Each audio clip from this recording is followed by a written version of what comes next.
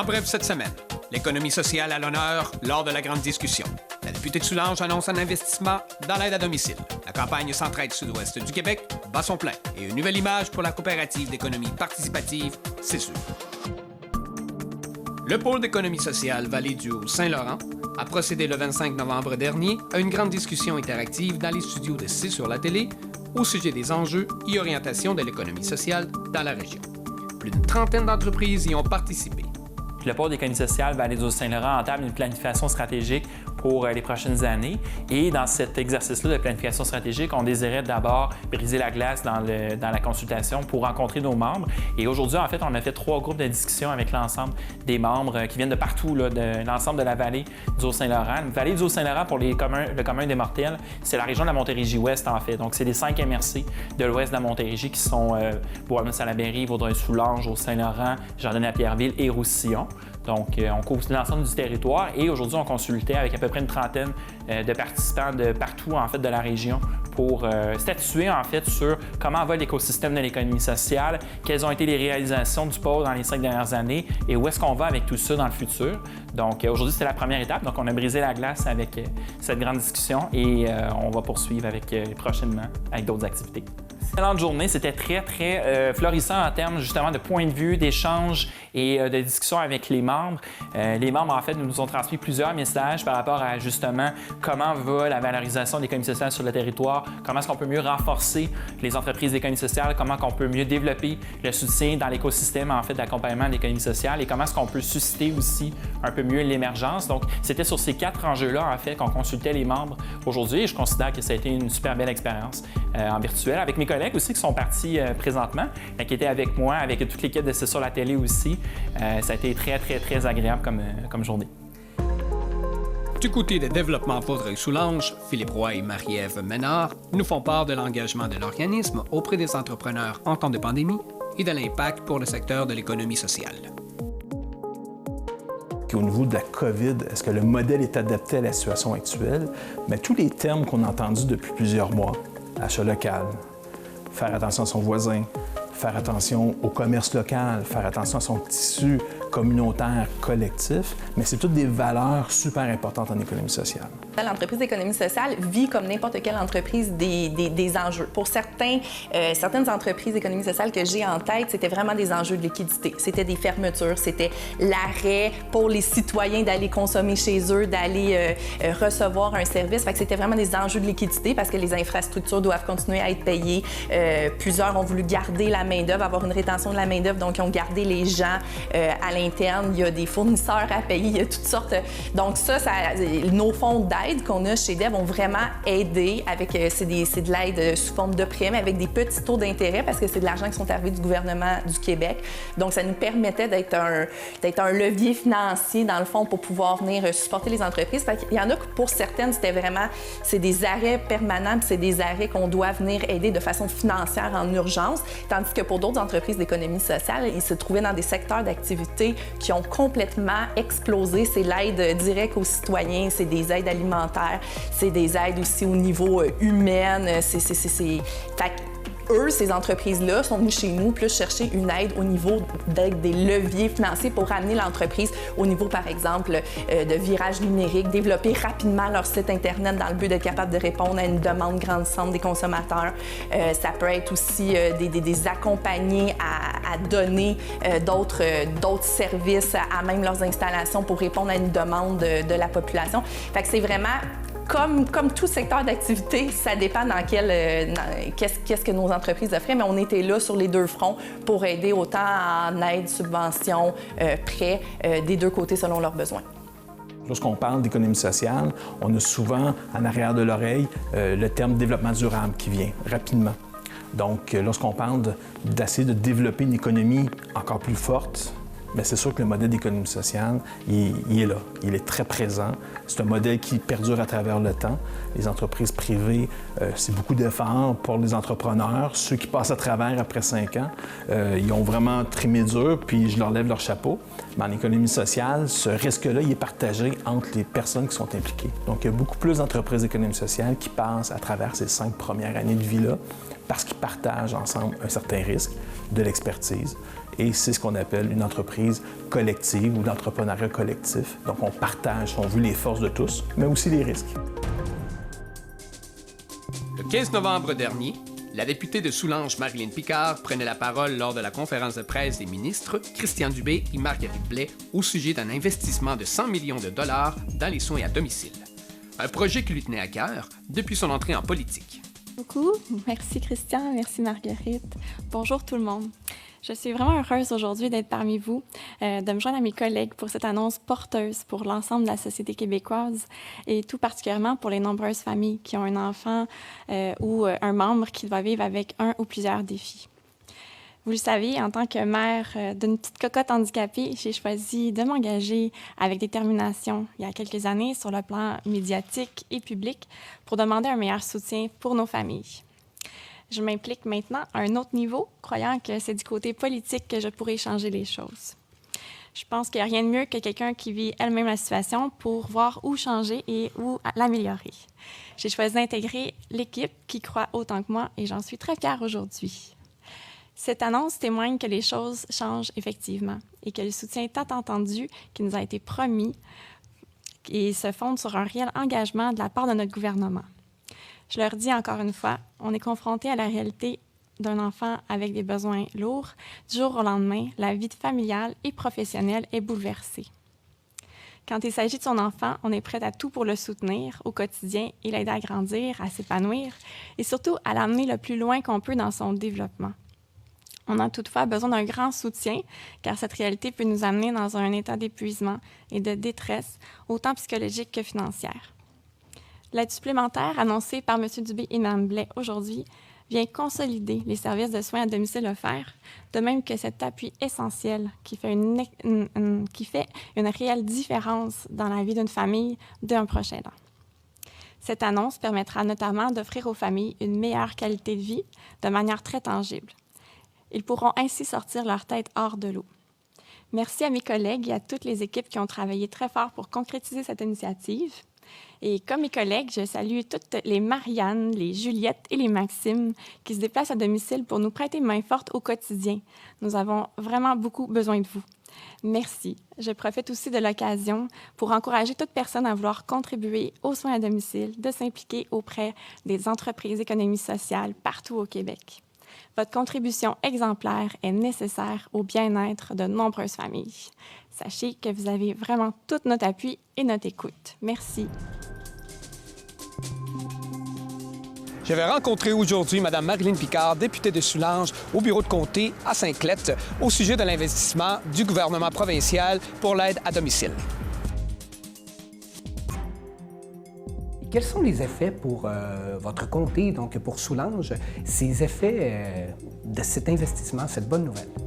On parle au niveau national, à travers le Québec, d'un demi-million d'heures supplémentaires de services. Concrètement, pour les gens, là, ça veut dire que les gens qui sont en attente vont possiblement avoir plus d'heures ou vont embarquer dans le système, si on veut, pour avoir des heures. Aussi, là, concrètement, là, je peux vous dire que pour les parents d'enfants lourdement handicapés qui sont d'âge majeur, que l'enfant est d'âge majeur, ça peut faire une grosse différence pour eux parce qu'ils peuvent s'octroyer les services eux-mêmes.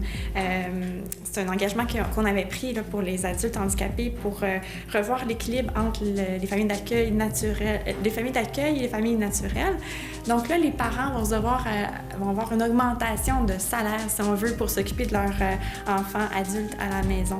Donc ça, c'est une hausse de salaire d'environ 1,75 $ de l'heure pour ces parents-là, qui n'est pas négligeable là, quand on a un enfant lourdement handicapé.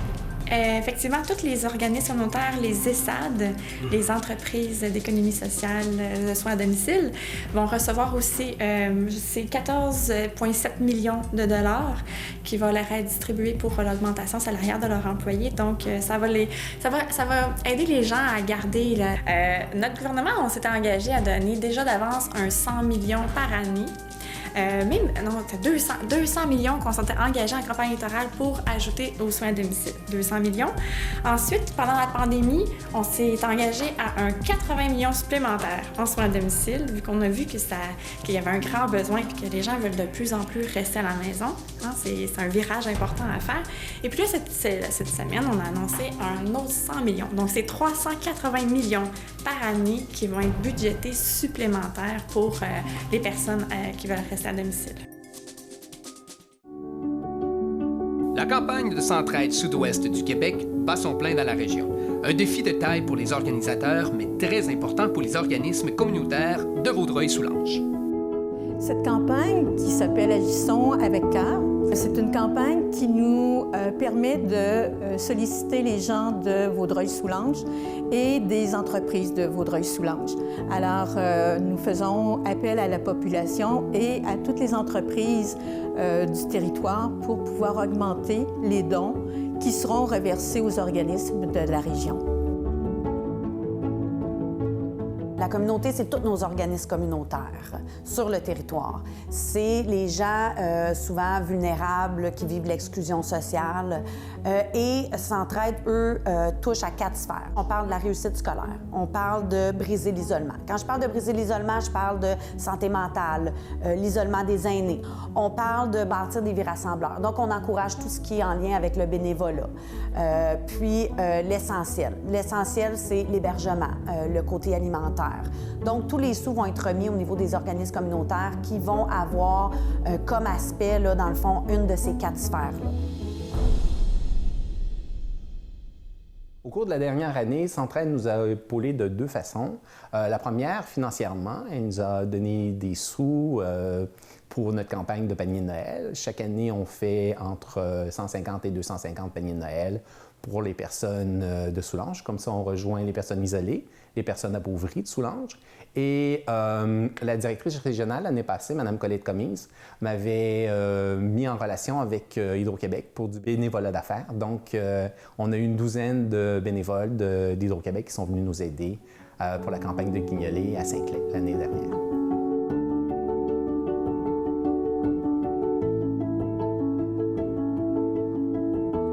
Il y a normalement à peu près 36 organismes, mais je ne vous mentirai pas qu'on souhaiterait rejoindre encore plus d'organismes. C'est le pourquoi qu'on travaille fort pour une campagne, c'est pour ramasser le plus de sous possible. 1, pour pouvoir financer plus d'organismes, et 2, pour avoir un plus grand impact et d'investir justement dans des projets qui pourraient être proposés et souhaiter que ça soit un financement pas seulement des fois juste pour 1 an, mais pour 3 ans.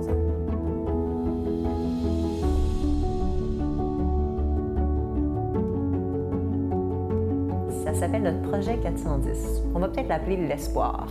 On a des étudiants qui aimeraient retourner aux études malgré leurs difficultés. Puis Arc-en-Ciel s'est dit, pourquoi pas leur offrir une place pour qu'ils puissent devenir le meilleur qu'elles puissent être et s'épanouir.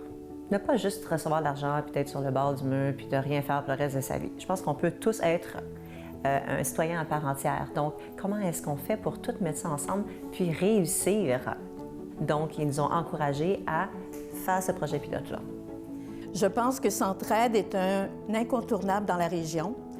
C'est un organisme qui vient soutenir la communauté, mais aussi qui accompagne la communauté. Tout le monde a besoin de Centraide. Bien, on est tous... Puis je pense que là, exactement, la situation du COVID vient de nous le démontrer. Que ça soit ton frère, ta mère, ton père, ton voisin, ta voisine, ton ami, on a tous dans notre vie eu un moment où est-ce qu'on a eu besoin d'un soutien, que ça soit en santé mentale, que ça soit alimentaire, que ça soit même d'avoir à aller faire du bénévolat parce qu'on se sent plus isolé, parce qu'on est plus âgé. Donc, je pense que tout le monde en a besoin à un moment donné dans sa vie. C'est pas de honte.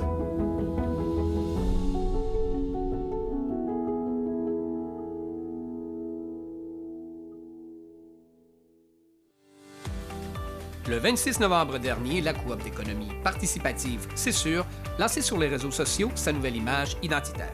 Un concept dynamique, moderne et inspirant qui permettra d'établir une stratégie de communication efficace afin de mettre en valeur les différents services, plus particulièrement le marché écolocal et le réseau Bonjour, Connect. je suis Michel Bertrand, président du conseil d'administration de la coop C'est sûr.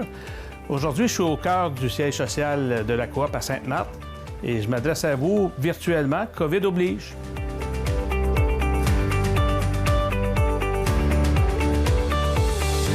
Au début de 2019, la coop a commencé un processus de réflexion sur son identité, sa mission et le déploiement de ses services. C'est normal qu'après plus de 14 ans d'existence, de se poser des questions sur ses orientations et de vouloir renouveler son ADN. Nous avons donc mandaté divers spécialistes, dont l'agence de communication L'Atelier, dans le but de nous aider à faire le point sur ce que nous sommes et ce que nous voulons être et ainsi co-créer notre nouvelle identité. C'est avec fierté que je suis avec vous aujourd'hui afin de vous présenter la nouvelle image de C'est sûr, la coop d'économie participative, qui porte désormais la grande idée inspirante de bâtisseur de solutions collectives. Un concept dynamique, moderne et inspirant qui permettra d'établir une nouvelle stratégie de communication efficace afin de mettre en valeur les différents services, plus particulièrement le marché écolocal et le réseau connecté. Avec un pied dans l'héritage et l'autre dans la vision d'avenir, la nouvelle identité C'est sûr est un parfait dosage de ce qui l'anime aujourd'hui. Les traits francs et réguliers des lettres viennent démontrer la fiabilité et l'intégrité. Le point sur le U, formant un personnage, vient appuyer l'esprit de solidarité qui habite chaque humain de la coopérative. Ce détail, en plus de la couleur verte, rend hommage à la farandole de son ancien logotype pour souligner l'engagement et le courage des membres fondateurs qui se transmettent d'année en année et parmi tous les membres travailleurs de la coopérative. Le fil conducteur est aussi un élément graphique omniprésent et vient souligner la force de la coopération dans le tissu social de la région en célébrant toute la communauté. Au fil des ans, l'équipe derrière C'est sûr travaille d'arrache-pied pour dérouler la fibre optique jusqu'au bout des rangs avec son réseau connecté et offrir la plus grande variété de produits écologiques avec son marché écolocal. Bien, ça me permet de pouvoir desservir une clientèle qui est plus loin, qui nécessairement partirait peut-être pas de Coteau-du-Lac pour venir à la boulangerie, mettons, comme exemple. Mais au moins, par le biais de la coop, par le site aussi, ils peuvent commander ou ils peuvent venir s'approvisionner ici là, directement. Le marché écolocal, on se dit un facilitateur pour les producteurs. Donc, ça fait en sorte que nous, on est une plateforme supplémentaire pour eux. Des fois, ils n'ont pas nécessairement le temps de tout bien gérer leur propre plateforme. Nous, on est vraiment un système assez facile d'exploitation. Bien, je suis contente qu'il y ait ça ici, dans mon village. Parce que c'est accessible, là. C'est juste ici, tu sais. Puis j'ai parlé à plein de monde, puis tout le monde va venir, puis ils vont venir voir, puis... Parce qu'il y a tout, là. Il y a tout ce qu'il nous faut. Bien, je crois vraiment à l'achat local, premièrement. Puis ensuite, manger santé, c'est important pour moi aussi. Puis en faisant partie du marché, dans le fond, en achetant et consommant ici, en plus de bien manger, on découvre plein de recettes, plein de façons de traiter, plein d'aliments qu'on ne connaissait pas. Des chandelles, j'ai déjà essayé, surtout comme aux alentours, les fêtes s'en viennent, là. Donc oui, je vais aller voir la boutique ou si j'ai un cadeau à faire dernière minute, là. Puis je sais que ma commande s'en vient, là. Je vais essayer d'aller voir rapidement pour savoir un bon malève, quelque chose qui est fait à la main. Mon mari est ébéniste, donc je priorise aussi les artistes locaux encore plus. Je suis vendue!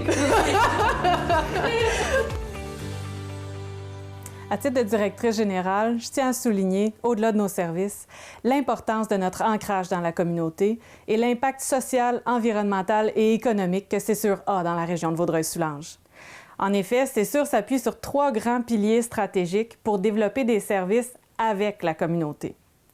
C'est vrai, en tant que moteur d'innovation sociale et entrepreneuriale, C'est sûr développe des services qui génèrent des impacts positifs pour sa communauté et qui répondent à des enjeux et des besoins régionaux fondamentaux. Les défis de la COVID confirment l'importance de notre mission et nous réaffirment que nous sommes au bon endroit, au bon moment. Très récemment, en octobre, le marché écolocal a ouvert un tout nouveau point de vente au 80 route 338 à l'Écoto. Une véritable petite ruche où les producteurs locaux et fournisseurs viennent chaque semaine ravitailler les tablettes pour la consommation locale. un investissement majeur grâce à plusieurs partenaires, dont le DEV et Desjardins Vaudreuil-Soulanges, qui nous permettent de faciliter l'accès à une alimentation écologique. Nous avons aussi multiplié les possibilités en offrant la livraison à domicile sécuritaire. Et je ne peux pas passer sous silence la refonte du site Internet du marché écolocal, qui est maintenant beaucoup plus convivial, afin que le magasinage soit une activité simple et agréable.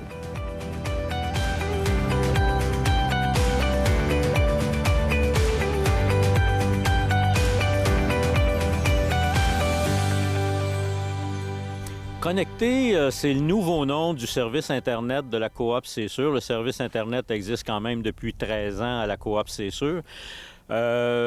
Maintenant, on s'en va vers l'avenir avec Connecté, c'est-à-dire que jusqu'à maintenant, on avait un réseau de 100 km de fibre optique étalée dans les rangs ruraux spécifiquement. Et maintenant, avec une subvention du MEI, le programme Région branchée, on a obtenu une bonne subvention pour étendre un autre 125 km de fibre. Donc, on va doubler la grandeur de notre réseau avec cette subvention-là. Évidemment, la Coop investit aussi plusieurs centaines de milliers de dollars dans ce projet-là.